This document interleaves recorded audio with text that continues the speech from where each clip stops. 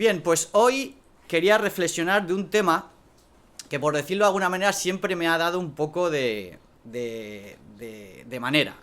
Decirlo de alguna manera, me ha asustado un poco dar el tema este, porque es un tema bastante delicado. Y ese tema es que podemos caer en lo superficial o directamente no darle la importancia que tiene. Conozco a personas en el pasado y conozco personas ahora que son católicos, son personas que adoran las imágenes y son de esas personas que dices, que crees realmente que su fe es genuina, que creo que ellos realmente aman a Dios e intentan seguirle, pero decimos la frase esa de solo le falta. ¿Alguien se ha encontrado con una persona así? O quizás alguien es como... Era así, yo me acuerdo que mi abuela era así. Mi abuela empezaba por la noche a rezar y empezaba a rezar y la que estaba al lado suya dormía el primer sueño y volvía y mi abuela seguía. Y había, ¿cómo se llama eso? Sí. Como una ropa que llevaban que hasta que no se... Hábito. Un hábito. Hizo 2 o 3, me parece, ¿no? Toda su vida con hábito. Toda su vida. Entonces eso es lo que pasaba, que siempre que he pensado en esto, pienso en estas personas que pueden a lo mejor decir atacadas, porque hay en lo fácil se seguía sacar el segundo, no te postrarás ante los dioses, pero que es algo que puso en mi mente y bueno, pues ahora que somos poquitos, pues mejor que delante de hay muchas personas. Bueno, si me están grabando en internet, pues ya la hemos liado. Bueno, pero bien, vamos hacia adelante. Yo creía que me libraba de internet, pero parece que no. Muy bien, escuché hace unos meses en YouTube una banda de trompetas, cornetas, tubas y bombos. Yo siempre cuando escucho estas cosas me acuerdo mucho de mi padre. A mi padre lo que le gustaba una banda, una trompeta, un pasodoble, un bombo, él era feliz. Incluso esta semana en las redes, en conservatorio, han puesto un aniversario de un pasodoble, lo han puesto y ese día pues me gustó mucho. Y en ese momento no sabía realmente lo que estaba escuchando. Y buscando el título del tema, de repente veo y pone Macarena. Y luego estaba en un... Sabes que muchas veces en YouTube hay una especie de enlaces. Darío también yo creo que ha conocido. Y te va enseñando una obra que era de Francisco Javier Torres Simón. Entonces, eso iba que era Semana Santa, entonces él te iba enlazando y todo iba, pues eso, a base de bombo, platillos, trompetas, cornetas. Y como tengo una necesidad de ser, yo soy muy cotilla. Entonces ya empecé a buscar lo que era lo de la Macarena y quién era, dónde era. Y recordé que hace unos años conocí un hombre en Sevilla. Y ese hombre en Sevilla era creyente, sinceramente creo que sí y pienso que sí, y él tenía las cosas bastante claras, porque él siempre me decía, las cosas viejas pasaron, he aquí, todas son hechas nuevas.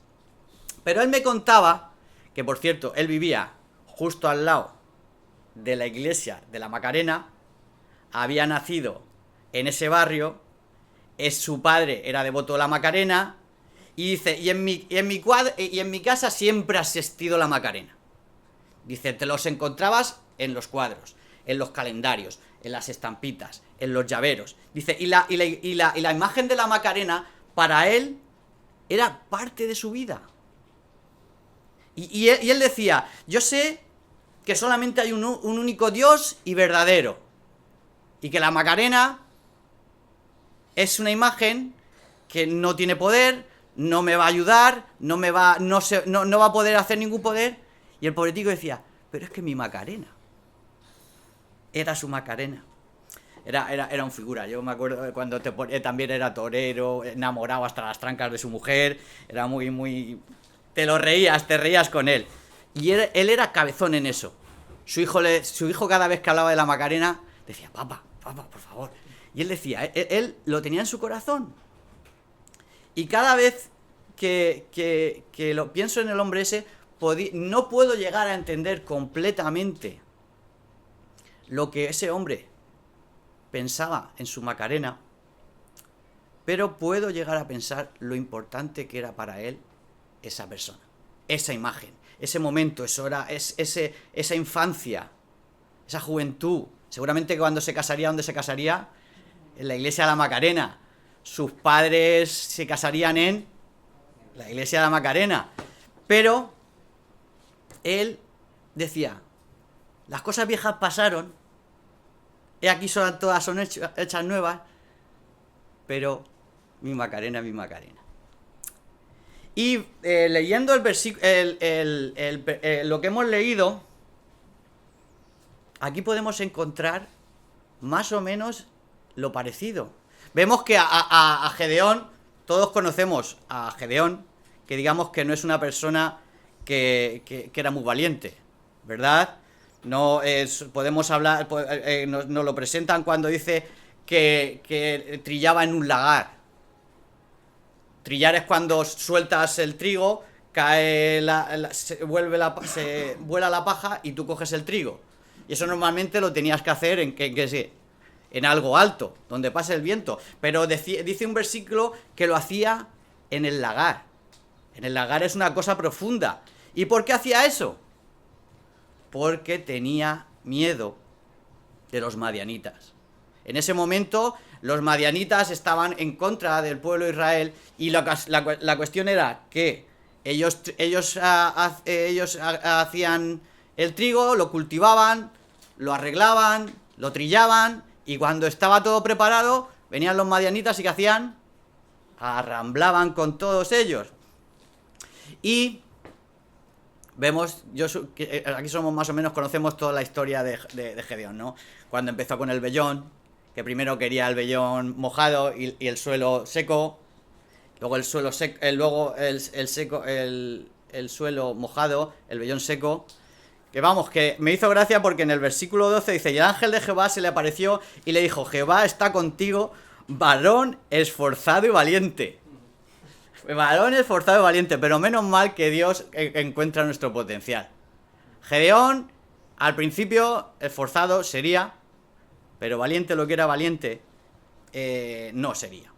Entonces vemos que lo primero que pone, dice, cuán duro fue la frase esa de, el altar de Baal que tu padre tiene.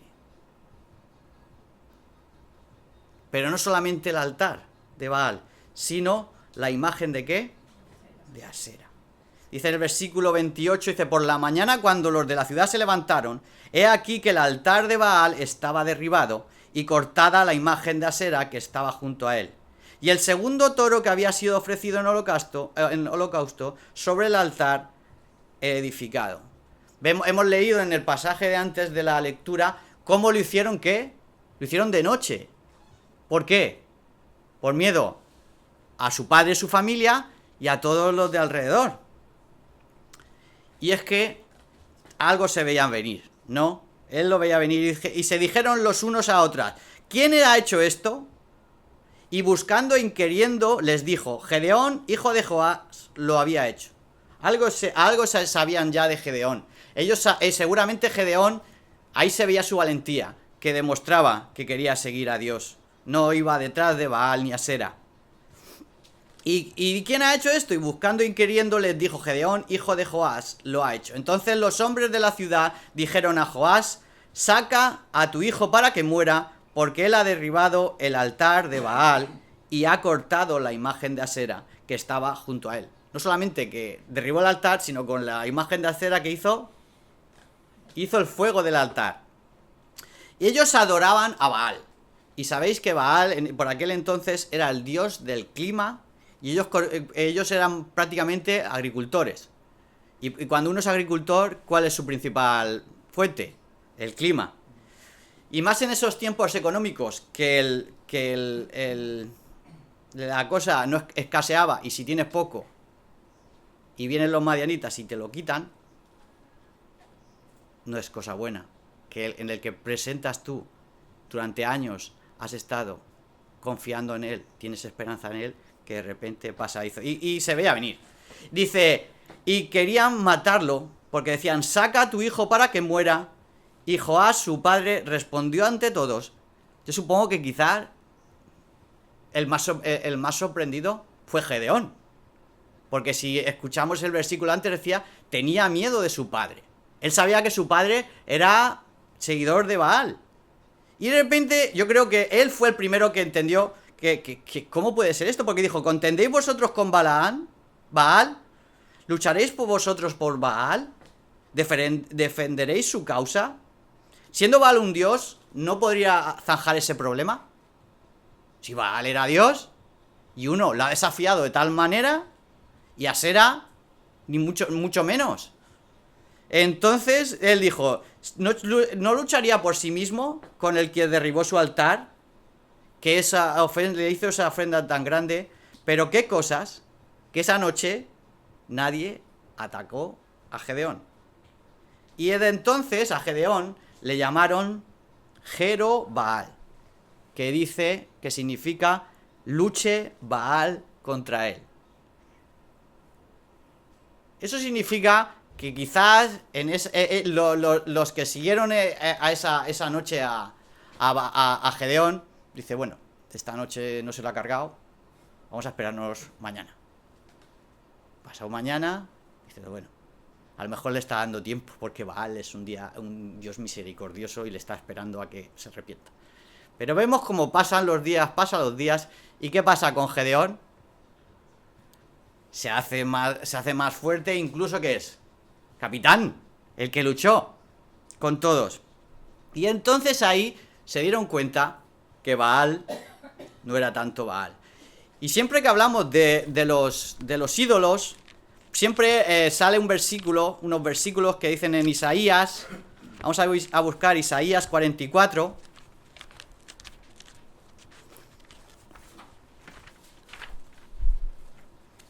Isaías 44, 10 al 17, dice, el herrero toma la tenaza, trabaja en las ascuas, le da forma con los martillos y trabaja en ello con la fuerza de su brazo.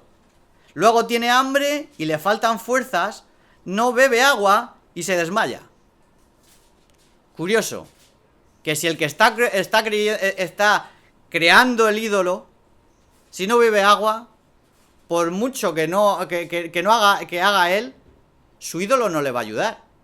Si no bebe agua, por él mismo no puede sobrevivir. Dice, el carpintero tiene la regla, lo señala con el almagre, lo labra con los cepillos, le da figura con el compás, lo hace con forma de varón, a semejanza de hombre hermoso, para tenerlo en casa.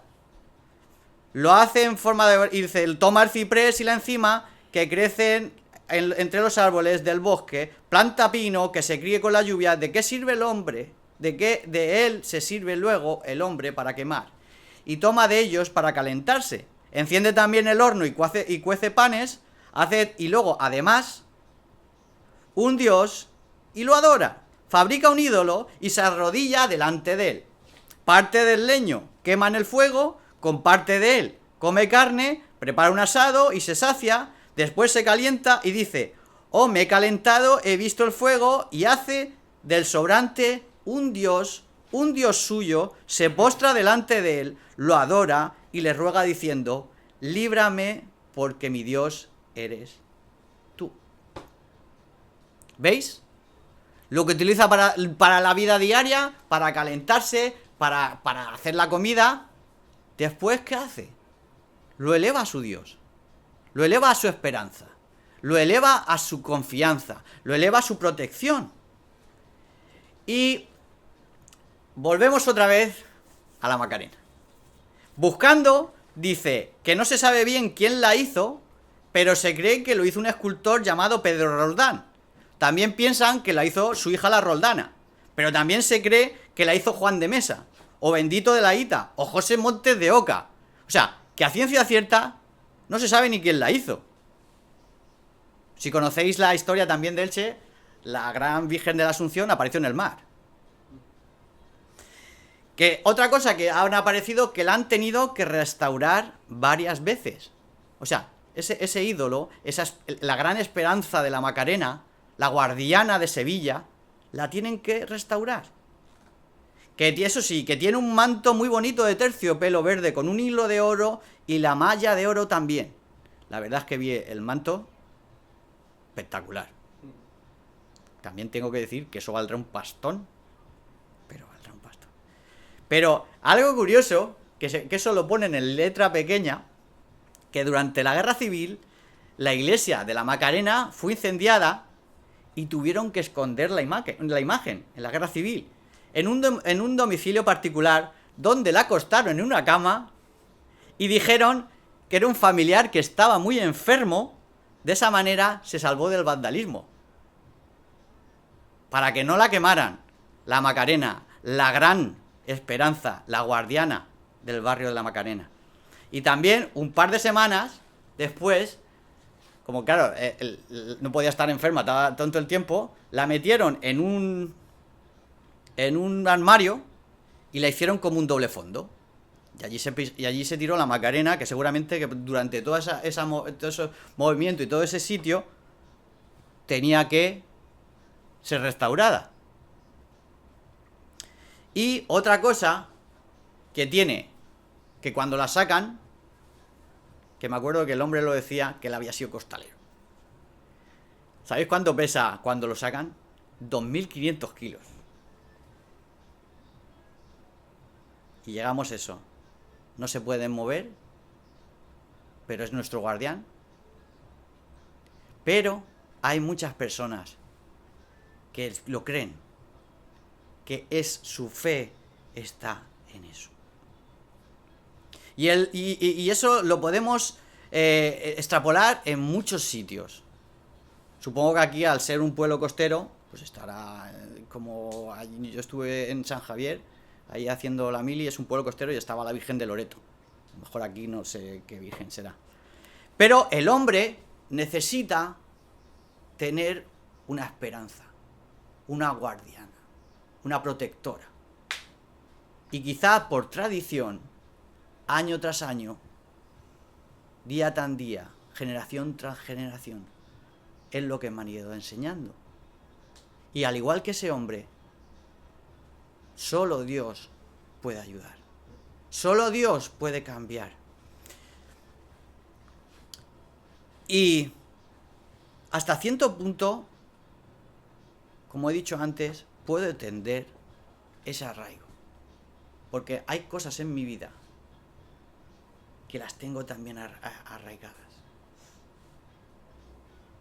Y solamente Dios lo puede hacer.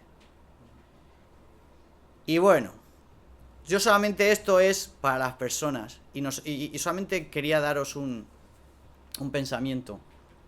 Que cuando nos encontremos con estas personas, no ir directamente a Éxodo, al segundo mandamiento. Porque hay algunas personas que lo tienen muy arraigado. Y es muy triste que muchas veces los atacamos de una manera que decimos, bueno, no puedo ser. Pero la cuestión es que siempre nos vamos al segundo. Ahora empiezo a pegarme calbotes a mí. Dice Éxodo 23, dice, no tendrás dioses ajenos delante de mí.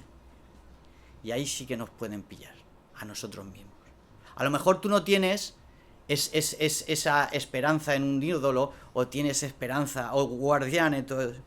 Pero muchas veces nuestra esperanza y nuestra protección es en ¿qué? ¿Un trabajo estable? Nuestra esperanza está, si yo tengo un trabajo estable, ¿eso me va a ayudar? Muchas veces pensamos que la solución a todos nuestros problemas es una relación con alguien. Cuando yo me case, eso me va a dar tranquilidad, me va a dar protección, me va a dar esperanza.